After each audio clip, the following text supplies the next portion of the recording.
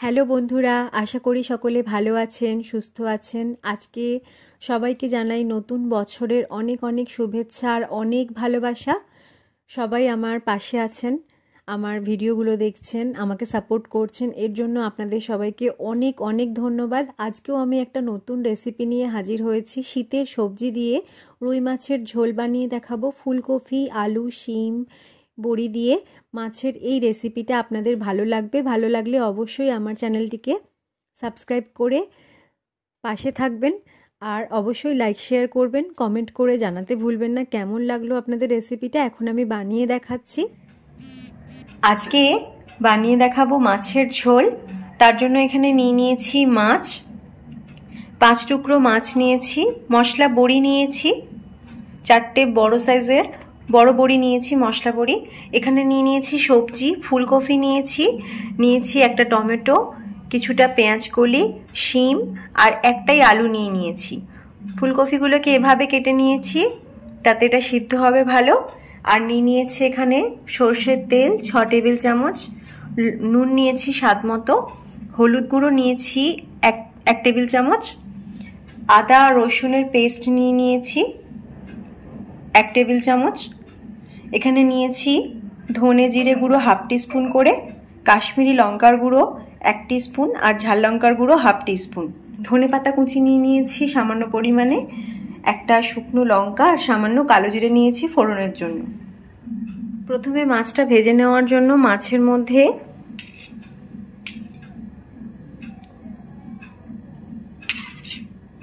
নুন হলুদটা মাখিয়ে নেব।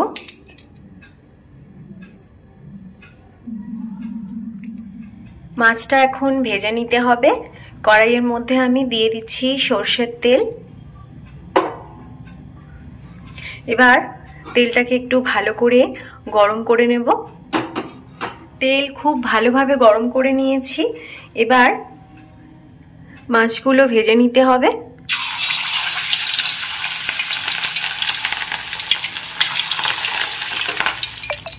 মাছগুলো ভালো করে ভেজে নিয়েছি। এবার ফুলকপি ভেজে নেওয়ার জন্য একটু তেলের মধ্যে নুন আর হলুদ মিশিয়ে নেব।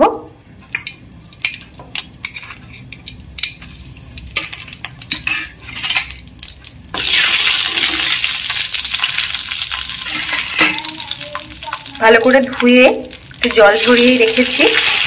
ফুলকপি একটু বেশ ভালো করে ভেজে নিলে খেতে ভালো লাগবে, কারণ ফুলকপির একটা কাঁচা গন্ধ তো থাকেই। এখন প্রথমে ফুলকপিটাকে খুব ভালো করে ভেজে নিই। ফুলকপিগুলোকে খুব ভালো করে ভেজে নিয়েছি, এখন তুলে নেব। তেলটা প্রথমে যতটা দিয়েছিলাম তাতে মাছ ভাজাও হয়ে গেল, ফুলকপিটাও ভেজে নিলাম। এখন শিমটাও ভেজে নিতে হবে। আলু, শিম এগুলো সব একসাথেই আমি দিয়ে দেবো।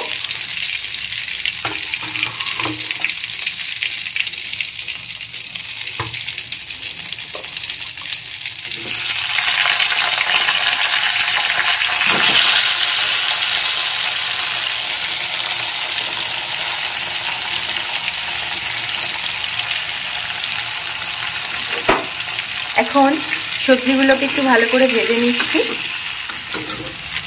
শিম, পেঁয়াজ কলি আর আলুটা ভেজে নিয়েছি। এখন এগুলো তুলে নিতে হবে।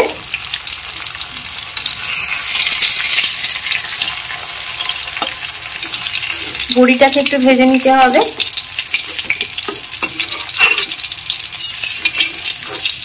প্রথমে বেশিরভাগ তেলটা দিয়ে দিয়েছি বলে সব সবজি ভাজা হয়ে গেল। পুরো তেলে একটু রেখে বাকি সবটাই আমি দিয়ে দিয়েছিলাম। শীতকালে সবজি দিয়ে কিন্তু মাছের ঝোল খেতে বেশ ভালোই লাগে।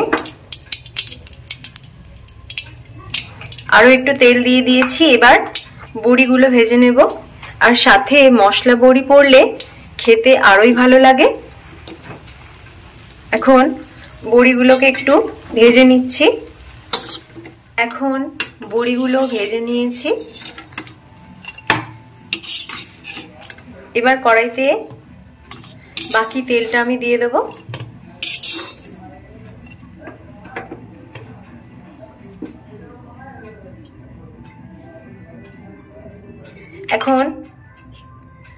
ফোড়ন দিয়ে দিচ্ছি, কালো জিরে আর লঙ্কা ফোড়নটা দিয়ে দিচ্ছি। ফোড়নটা একটু হালকা ভেজে নিচ্ছি। ফোড়নের ভাজা ভাজা গন্ধ আসছে। এবার আমি এর মধ্যে টমেটো টুকরোটা দিয়ে দিচ্ছি, একটু নুন দিয়ে দিচ্ছি,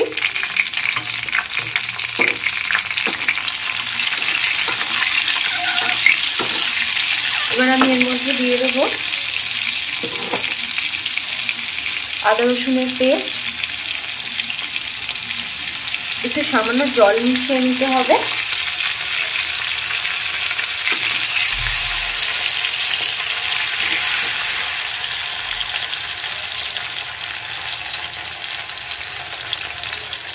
একদম অল্প একটু জল মিশিয়ে নিয়েছি। এবার মশলাটাকে একটু নেড়ে চেড়ে নিতে থাকবো। আমি 2 মিনিট মতো মশলাটাকে ভালো করে নেড়ে চেড়ে নিয়েছি।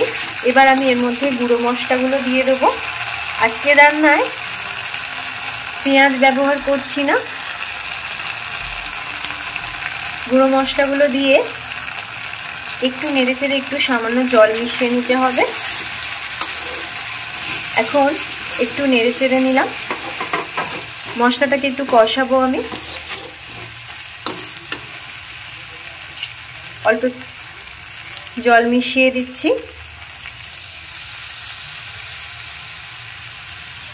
2 মিনিট মশলাটাকে ভালো করে কষিয়ে নিচ্ছি। 2 মিনিট মশলাটাকে কষিয়ে নিয়েছি। মশলা থেকে তেল ছেড়ে এসেছে। এবার ভেজে নেওয়া সবজিগুলো দিয়ে দিচ্ছি।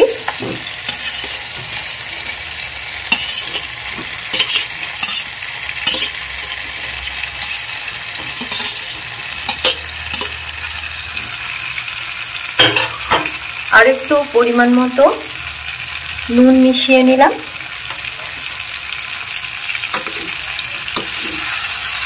এখন মশলার সাথে ভালো করে নেড়ে চেড়ে মিশিয়ে নিচ্ছি।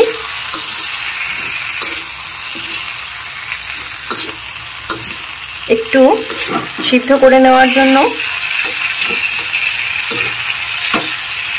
জল দিয়ে দেবো আমি।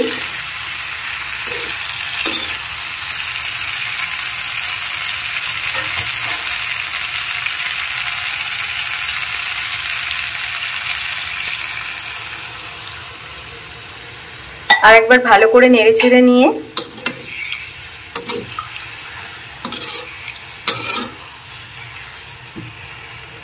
একটা ঢাকনা দিয়ে ঢেকে দিচ্ছি। মশলাটা কষানোর সময় গ্যাসের ফ্লেমটাকে মিডিয়াম ফ্লেমে রেখেছিলাম।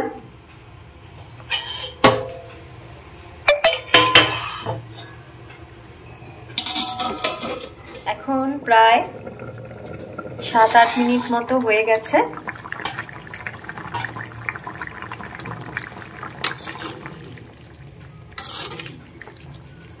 কফি সবজিগুলো সমস্ত ভাজতে ভাজতেই ভালোভাবে সিদ্ধ হয়ে গিয়েছিল। সবকিছুই খুব ভালোভাবে সিদ্ধ হয়ে গেছে। এবার আমি প্রথমে বড়িগুলো দিয়ে দিচ্ছি।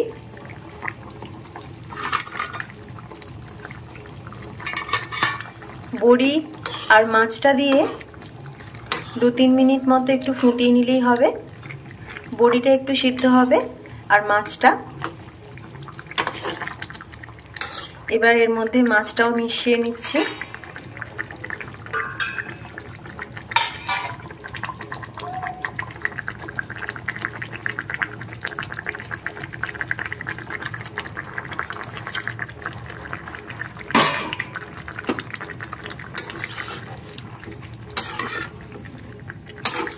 এখন ধনেপাতা কুচিটা দিয়ে মিশিয়ে নিতে হবে।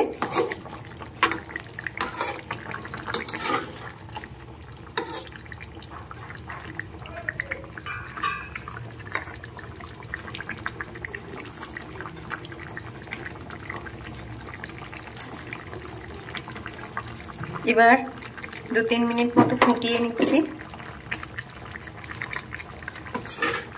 ধনেপাতাটা দিলে খেতে এটা আরো সুন্দর হবে।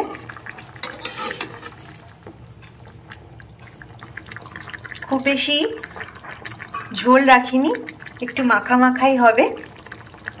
2 মিনিট ফুটিয়ে নিচ্ছি। এখন মাছের ঝোল একদম রেডি হয়ে গেছে। গরম গরম ভাতের সাথে খেতে এটা খুবই ভালো লাগবে। তো আপনারাও অবশ্যই ট্রাই করুন।